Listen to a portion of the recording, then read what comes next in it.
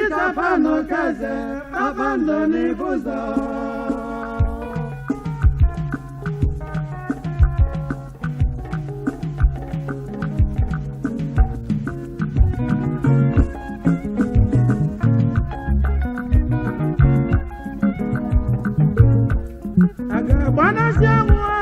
Agabana shamu Itapano kaze abando nibuzo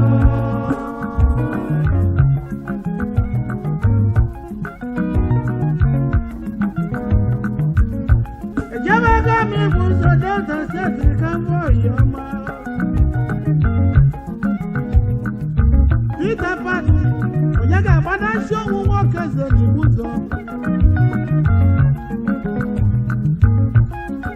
Never Peter Pan, no Jesse. No more can hear. Nebuzo Delta State. Mbasashiri Babando, can you jelly Buzo?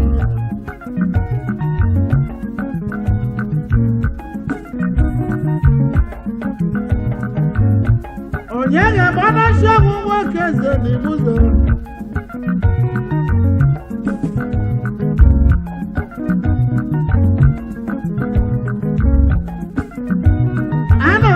Joseph Okeze nne m onye bụ nna na Royal Family Igwele Zukwu Ibuzo Delta State ibe ebe na-edu ya na Ibuzo bụ Ada Igwele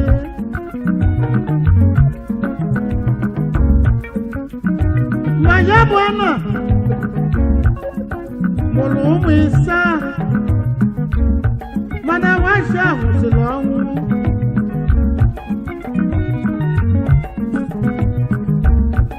o mezie n'ịbalụ na nke ịsatọ wee tụrụ ime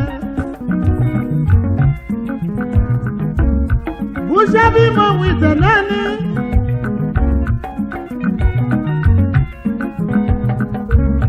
Owelu na February 2nd, 1950. Ibe wee mewe na nwunye Okeze n'Ibuzo. Ibe nọ n'ebe n'ebele bụ Chukwu kere ụwa. Olise bi n'ogodo na mụ na na-ekwanụ mmanya na amụrụ ụmụ ise ma nwaanyị ahụrụ ahụ. Ekweche nna kwado ka mụọ rale mụ nwata kọrọ ndụ adịba bebele ka nwa m nwa nwụrụ na ya bụ nwa ga dị ndụ n'oge akwali m uru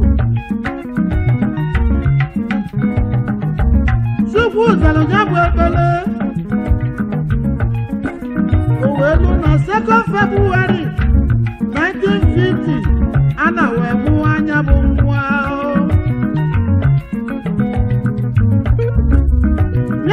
ka mụrụ mana oge nnọkọrọ gị ibe enwe bụ n'oge gboo na mmadụ eriro nne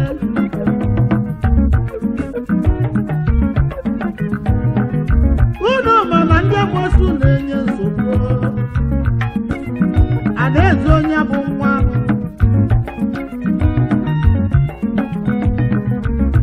mana nne ya eji abalị onye ga-agbanasị ọnwụ onye ga-agbanasị ọnwụ Okeze n'Ibuzo a ga-agbanasị ọnwụ Peter Pan Okeze Babando n'Ibuzo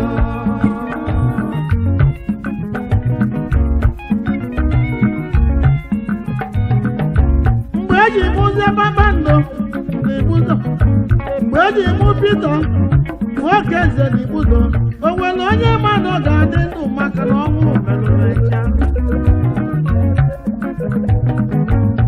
Eshego ga-adị kwesị adị maka na mmadụ niile na-emelu ụmụmụ ya ebele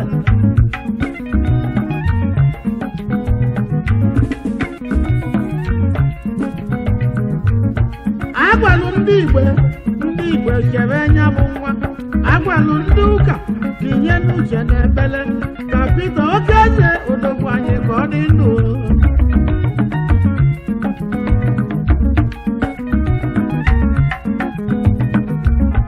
maka iwe ọnwụ mere Abaka nye ka o ji wee baba Pita Okezie ava ibe bụ onye bụ onye ga-agbanasị ọnwụ aka kalabu ibuzo anịsi ike ọnwụ otu egwu igbo ntụ ojebata ọsha ajụ wechaba aba bụ Pita maka ọnwụ olu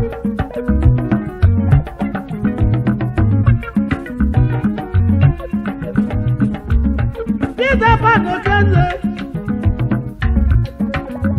managing director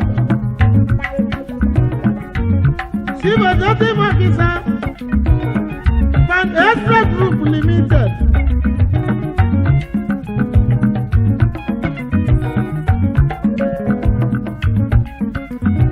Kanye ọfụmụ Kanye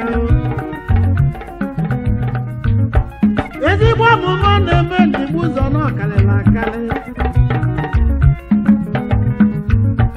ka ọ na-eke moto ka ọ na-eke motosaịkụl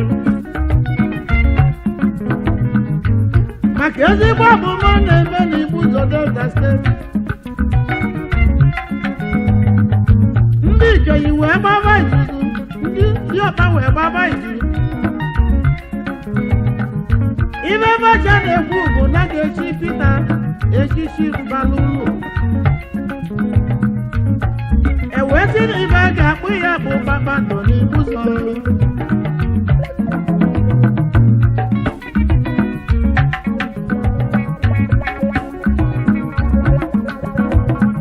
nye bụ Pita wee kelee ịnụ nwanyị wee lụta Mrs. Patricia Ngozi Okezie nwanyị ọma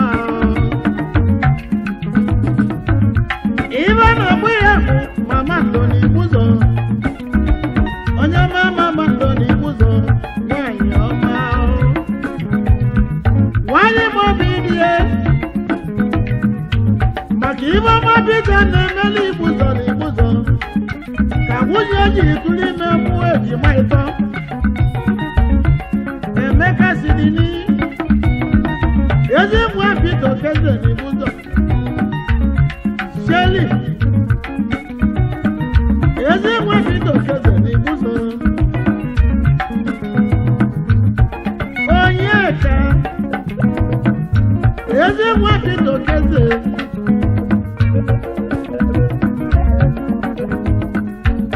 owelu n'October 25 2008 anyị jere Igbo ụzọ mgbe anyị ji wee bata Igbo ụzọ na ebe Pita Okezie nlili n'ebe Pita ọ ga-enwe m ụlọzọ mmanya nlalụ be Pita ọ ga-enwere m ụlọzọ Igbo ụzọ niile na-enwe anwụlụ ihe maka Pita nye bụ Pita Okwute ọmụmụ Pita dị ka mbọsị a mụrụ Jizọs Kraịst maka na onye ọbụla na-enwe anwụlụ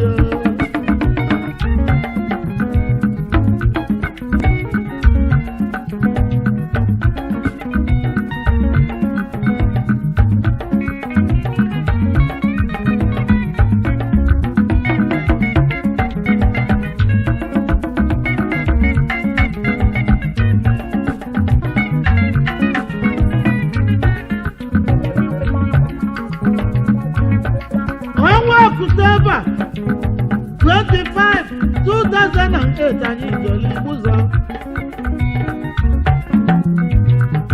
o wee bụ na His Royal Highness Obi Prọfesọ Louis Cheluno Nwabashi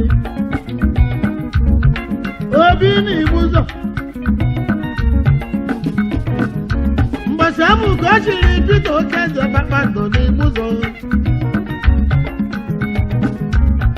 Mgbe Peter ji iwe si na Bobi wee bata ụlọ, ibe Igbo ụzọ niile na-ekwu Kpakpando abịa, ibe Igbo ụzọ na-ekwu Kpakpando abịa, ka anyị ya ọfụmụ ka anyị ya Kpakpando abịa, ibe Igbo ụzọ niile na-ekwu Kpakpando abịa, Kpakpando igwe ji dị ọgọ n'Igbo ụzọ Kpakpando abịa, ka anyị ya ọfụmụ ka anyị ya Kpakpando abịa, Peter Pan nwoke si n'Igbo ụzọ Kpakpando abịa.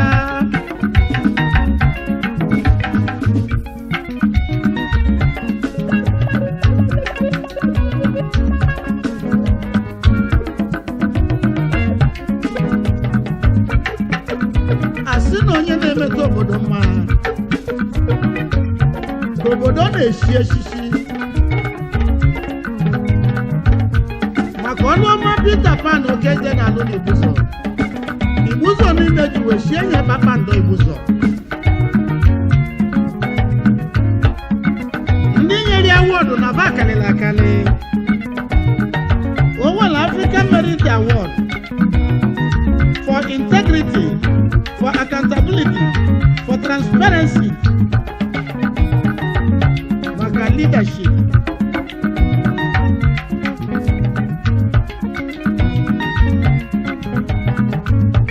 Ndị niile na-enye awọdụ nọ na-enwe ọfụma maka na ka ọ na-eke moto ka ọ na-eke motosaịkụl. Kpakpando Igbo ụzọ ọ ga-abalị ya Chineke ka anyị na-ayọ ka onye ya ogologo ndụ.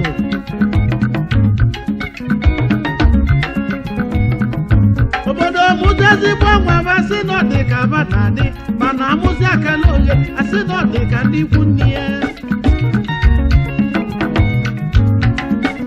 Unu ma na Igbo ụzọ bụ nnukwu obodo. Ibe ji mara Igbo ụzọ, Igbo ụzọ kutu, Igbo ụzọ legede, Igbo ụzọ oke anyị, Igbo ụzọ bụrụ ọgụjụ nne, Igbo ụzọ isu na mgbe ọgụ. O nwere ndị na-eme obodo ji adị ọgọ. Lotekwanụ na chairman bank PHB bụ onye Igbo ụzọ. Frank Nwakọma ọ ga-adịrị gị ma Frank yo. O si mụ kenelu ya ndị na-eme ka Igbo ụzọ dị ma ndị eze ya. Igbo ụzọ dị mma ma ọ bụ mmadụ mere Igbo ụzọ wee ma. Ana-agbanacha nwo Peter Pan Okezie Kpakpando n'Igbo ụzọ.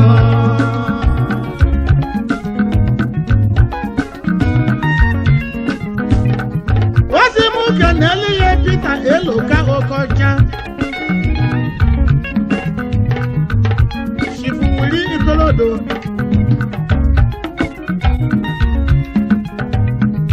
ozi m kenelu ya Martin Ikediashi,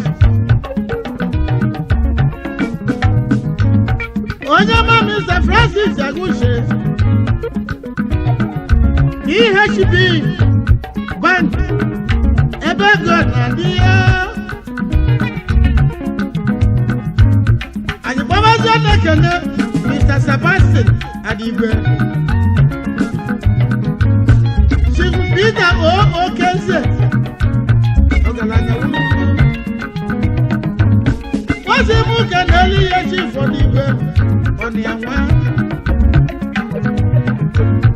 onye ọma kenelu ebu okwe Chime, kenemezi Chief J.O. Elueme, Chief Osin Izabo eze yili galiyo. Anyị na-ekene Dr. G. Nwabueze, anyị na-elote nwanne anyị mụrụ nwa Dr. J. Anasa,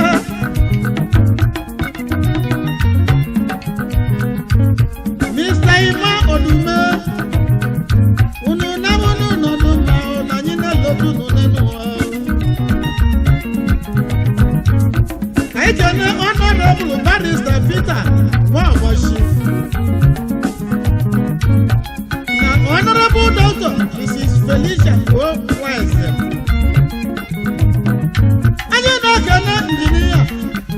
Obidio Chibuselati n'Okabio aga m ekenesi unu wee lozo n'ezo yima Chifu Emeka Ushidu ụnọ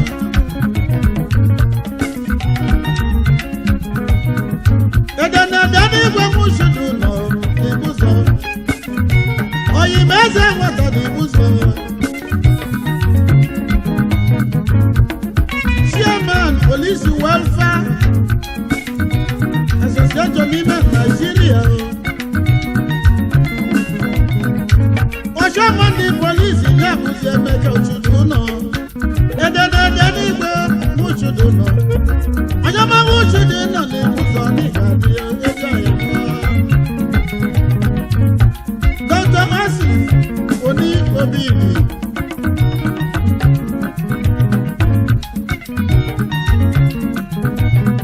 onye ga-ebe ọnụchi ọnwụnwa meze n'Ibuzo onye si ji ndekọ ji maka na ọ na-eme ibe dị mma